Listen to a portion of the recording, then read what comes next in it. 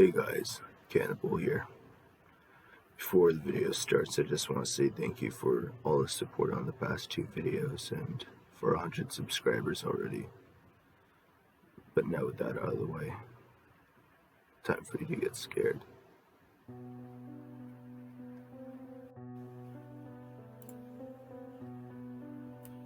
I find myself staring at a brick wall in front of me again after another heavy night of drinking. I find it abnormal to regain consciousness in the same place several days in a row. I'm outside of the abandoned hospital downtown, an eerie place to find yourself on a foggy morning. It seems no one is around, though you can hear the sounds of the city already busy. I light up a cigarette and proceed to check my phone. It's 7 a.m. I doubt Luke will be awake at this hour, but I'll call him anyways. Hello? He spoke clearly. I'd woke him up, but it was no matter to me. All I cared about was scoring. Hey mate, could I drop by and pick up? I asked. Sure, come on by. I'll get you fixed right up. I ended the conversation there, and I started to walk to find a bus that would take me to his place. After walking for about 30 minutes, I climbed onto a bus, feeling shaky and uneasy. After a short ride, I departed the bus and walked up to Luke's. I buzzed for him to let me into his complex and descended at the 3 flights of stairs to his studio. I was greeted by Luke and a couple of randoms there to get a fix also. I saw the regulars sitting in the corner, clearly still gone from the night before. I went to talk to them. There was Dave, Teresta, Chris, James, and myself. Luke came out over with a beautiful powder. Purest heroin in the country, guaranteed, he said with his happy-go-lucky grin. He flashes it all the time. I paid the man and proceeded to set up my rig. I realized Blue was nowhere to be found in the small studio. I asked Dave where he went off to. Last I'd seen him, he'd been with you. You two left last night, yelling about how you guys had a great hookup on coke. We're going to keep the party going downtown. Oh, I don't remember anything after 45 minutes at the pub, I replied. But fuck him. He probably got his ass thrown in the drunk tank again. Your phone is your friend, Luke said to me. The fuck you on about? James asked. Well, Luke began. You know, in the films where they get smashed and take loads of pictures from to commemorate the night and all that shite, slightly agreed. I responded with Yeewa. Well, you and Blue were talking about documenting last night and how you were gonna be famous and shit. Maybe you got a picture of Blue passed out in an alley somewhere, taking it up the arse from a man in a donkey suit. I decided to see what was on my phone before shooting up. Blue might have done some stuff he's willing to share after all. Going onto the pictures app to see about 50-odd pictures that weren't there before my blackout. I started scrolling through the pictures. Seems like a normal night at the pub. There's myself, Blue, Luke, James, Trissa, and Jenna. My last, or maybe not anymore. What I may or may not have done last night, Chris, and waited a second. Who's this gal, Luke? In the background of all the photos, there appeared to be a female, long black hair covering her face. In all the photos, face visibility was at 0. Butt popper, I think. Said her name was Shanna or something similar. She didn't talk much. Only to you, really. Was coming up on you the whole night. Jenna was raging mad. Said something about you being inside her on some shit. Well, that came as a surprise. I didn't leave with her at all, did I? I asked Luke. Nope, she left about 30 minutes before you and Blue. Talking about waiting on a patient or something. I tell you, man, this chick was either smashed to hell or just plain mental. I shrugged it off. No biggie. I continued through the photos. Ordinarily blacked out one night myself. I come across the video. This must be the documentary Luke mentioned. Started off normal enough. Blue and I were walking around the city. We stopped in a local's porch and did a couple lines of below. I was talking crazy, something about escaping my dreams. I started laughing at how stupid I was acting. Things went on normal.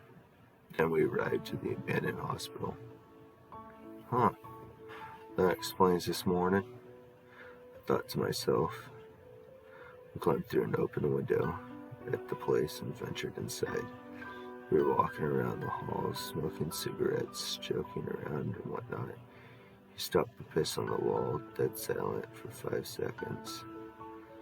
Then I faintly heard the sound of metal being slightly dragged across the wall from one of the rooms. Must be a homeless fella shacked up in here. I said to Blue, I'm gonna go fuck with him. He responded about 30 seconds of me trying to talk him out of it, too quiet to make out my words. He still insists on it. I post up against a wall, finishing my cigarette while waiting for his dumbass to have fun and get back. He walks into the darkness of the room and disappears from my sight. A loud thud is heard from the room, and I call out his name. Hey, Blue, quit fucking around, let's go. Oi, Blue.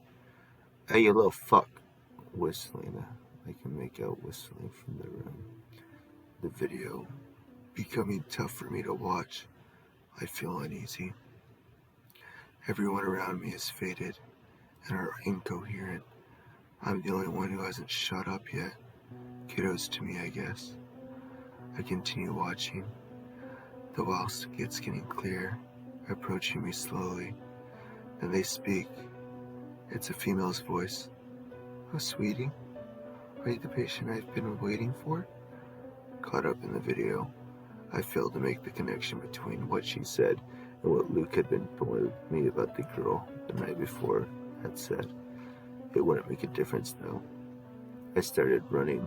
The camera was shaking and all I could make out was the tiled floor my camera was hitting. I make it outside. The camera goes off. End of the film. I wondered to myself, why would I stay outside the hospital that night after those events took place? Must have passed out. Fuck all this. Blue was a dick anyways, so what if he did die? I grab my dope and go back to my flat. Jenna's sitting there lovely. I tell her I love her, and then I go and risk my life by shooting up in her bedroom. Classy, right? I come around 9 p.m. Jenna lying beside me. I don't want to bother with her with this fuck for all, but I know Blue might have gotten one of his friends played a trick on me. No matter how unlikely, I would rather believe that rather than what's most likely the truth. I roll over, kiss her cheek. She's fast asleep. I lay next to her for hours, just holding her. The next couple of days go by. I go back to the same old shit, getting drunk every night with Luke, James, Dave, Trisha, and Jenna. That night, liquid courage got a hold of me. I tell the others I'm going to pick up some E and I'll meet them later. I already had the E anyways, so I wasn't making empty promises. Jenna tried to go with me, but I told her to stay and have fun. They'd be back soon. I told her I loved her, and I gave her a kiss. I can tell you already that this wasn't our last goodbye. Why did I go? Who is that stupid? What the fuck is wrong with me? A lot of things, probably. I reached the hospital and entered through the window. Walking down the hall, I noticed a light in one of the rooms. As I get closer, I can make out crying from what sounds like several people. I've become a nervous wreck now. Do I continue? The light from the room gives a better glimpse of the halls and the walls stained with blood. I push forward. fighting the knot in my stomach and the voice in my head telling me to turn back. I approached the room, now only a few steps away. I put back to the wall and peer into the doorway. It's them, Luke, Dave, Trisha, Lou, and my heart sank. Jenna. They're chained to the walls by their wrists, clearly beaten savagely, blood running down their faces, black eyes, busted nose. Jenna sees me, and utterly terrified. You bastard! You bastard! This is your fault! How the fuck are they here? I just left them at the pub. There's no way they could get here before me. And on top of that, why are they here? What's going on? I run up to Jenna. It's alright, baby. It's me. I'm gonna get you out of here. What happened? Luke is breathing down, screaming and crying. Trista looks at me. Why? Please, why? I'm beyond confused. Chris doesn't say anything, but gives me a stare full of hatred. Dave and James are silent, not even looking at me. Lou starts laughing. What the fuck is his deal? I wonder. He doesn't know. He'll never remember. He speaks softly. What the fuck is going on? The whistling I hear coming from down the hallway, slowly approaching the room. Louder and louder, growing closer. I can hear the metal scraping the tile walls. I'm about to have a breakdown. Then she enters the room, the gal from the pub. She's wearing a new nurse's uniform, stained in blood, holding an abnormally large knife. She gives me a malevolent smile. Ah, there you are. What the fuck? What the fuck? What the fuck? The patient I've been waiting on. You are finally ready to cooperate? She wheels in a wheelchair. I'm so far been struck with fear, I can't move. She puts me in the chair and ties me in. I'm forced to watch as she gruesomely murders my friends. First Blue. Fuck him anyways though, right? Slit his throat. Simple enough. Nice and quick. Trisha was next. The knife plunged into her chest. The nurse, or fucking whatever she is, began to saw through her flesh until she cut out her heart. Chris was decapitated. James was skinned. And Luke was disemboweled. This took hours. I had the option to close my eyes, but I just couldn't. Last, Jenna. I prayed for her sake at least a quick death. To my surprise, the nurse left the room. Maybe she'll leave us be. Huh, yeah, fucking right. A minute passed and she wheeled a cart of all these small fucking tools. Drill, saw, pickaxe, hatchet, scalpel, blowtorch, and a bunch of other shit. She looked at me, that same fucking malevolent smile, and asked, what should I use? None of them. Huh, yeah, right. She wouldn't take that for an answer. Jenna, I said, I love you.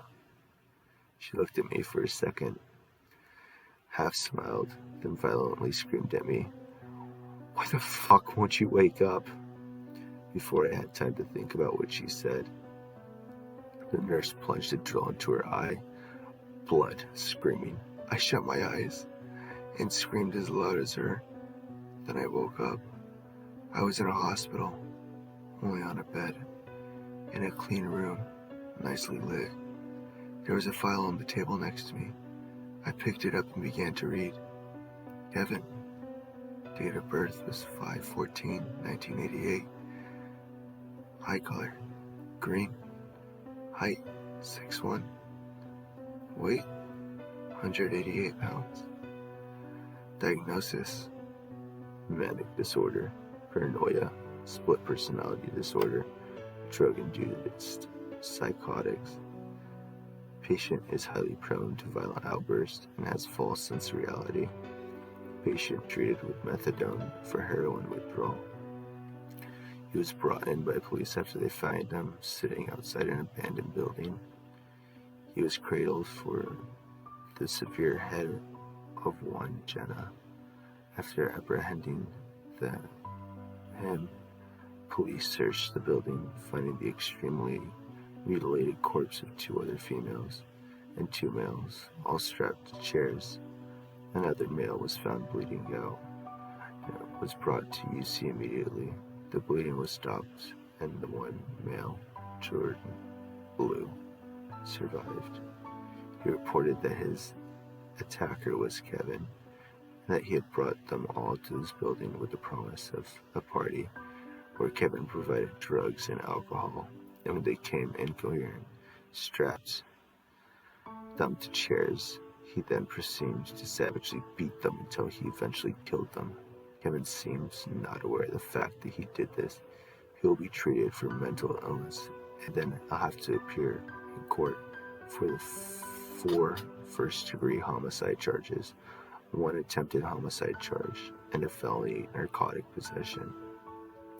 Kevin appears to have stabilized over the past few days and is now allowed to be in his room without restraints. However, if any outburst should occur, immediate sedation should be applied. The doctor: I couldn't believe what I had just read. Was this a dream? Did I do all that? A nurse entered my room. It was her. I felt extremely hostile towards her immediately. She fucking killed Jenna. She had pulled some pills on a tray and was walking over towards me. Oh, sweetie, how are you? I couldn't help it. I fucking hit her. I began to relentlessly smash my fist into her face until blood ran from her nose. I could feel it crack on my fist. Teeth shattered in her throat. Doctors ran in, pinning me down, and produced a needle. They stuck me with it, and I feel it coming on. It was happening again. I fell to the floor, prepared to live my hell over, and I find myself staring at the brick wall in front of me again. After another heavy night of drinking, I find it abnormal to regain consciousness in the same place several days in a row. I'm outside of the abandoned hospital downtown, an eerie place to find yourself on a foggy morning. It seems no one is around, though. You can hear the sounds of the city already busy. I light up a cigarette and proceed to check my phone.